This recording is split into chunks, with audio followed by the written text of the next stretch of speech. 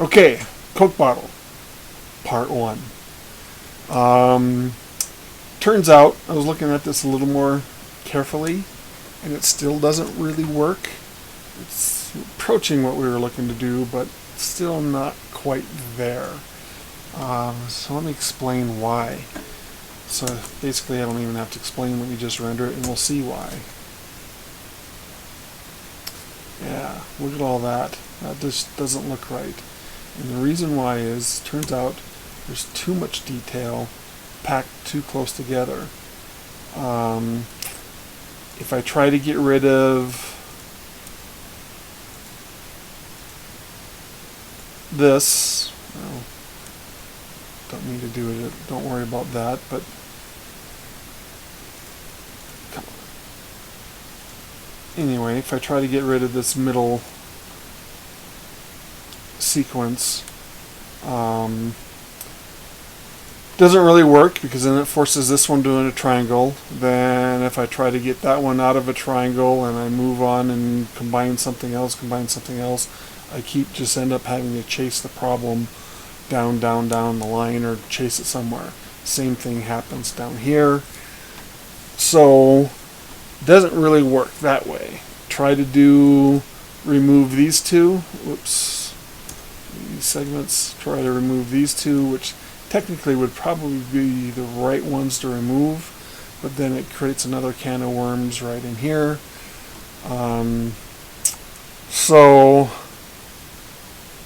you need to come up with another way to do that. And I think I may have done that.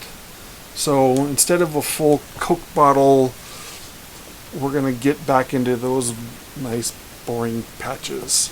And I'm going to turn this one into a pretty quick one, but we're going to do it. So let me get into my patches here and show you. Here's what I can do. I can't go to 1 to 2 directly, but I can go to 1 to 3. And as it turns out, I didn't know that. I just kind of playing around, I discovered it. Actually trying to go from 1 to 2, I discovered it. Now, oddly enough, here's another situation that can work. I can go kind of 1 to 2, but notice it goes 2 in the other direction as well. So essentially what it is, it's kind of like what I did before. I have 1 to 2, and then nearby I have another 1 to 2.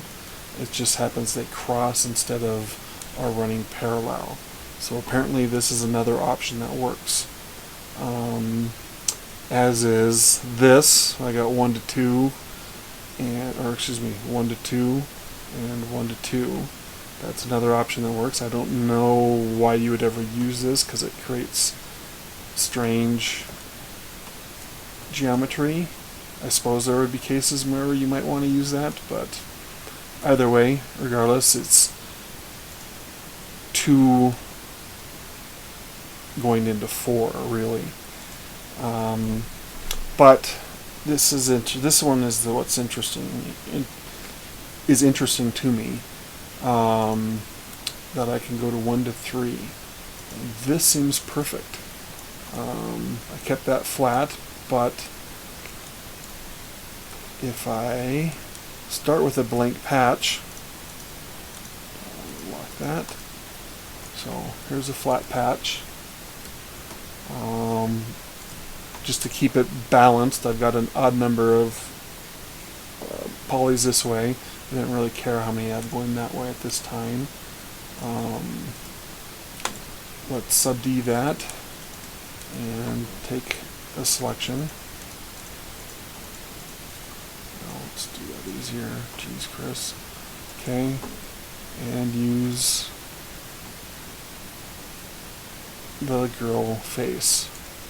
Blink. Okay, scroll that out a little bit. Not that much. Okay, and look what we have. We have that same thing. 1 splits to 3. Now I got too much stuff on the sides. Don't really want any of that. I don't really want to like this either. But that's pretty much the kind of thing we're looking for.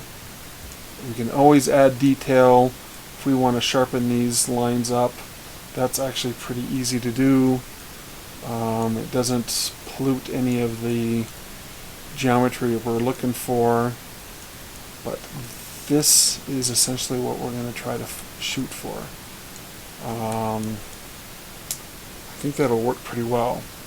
Now the trick is I have to divide the bottle into 8 sections, but each section is going to end up having an odd number of faces, whether it's 3 or 5. I think we're going to start with 5. We could do 3, but trick is with 3 then is it's going to imbalance the whole thing around, so we're going to do 5. So we're going to do a lot of 40 sections all together, or 40 polygons all around, and we're going to go with that. Don't know how that's going to resolve with the top one yet,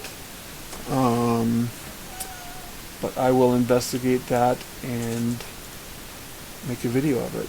So I'm going to stop there this evening, and we're going to move forward tomorrow. Bye.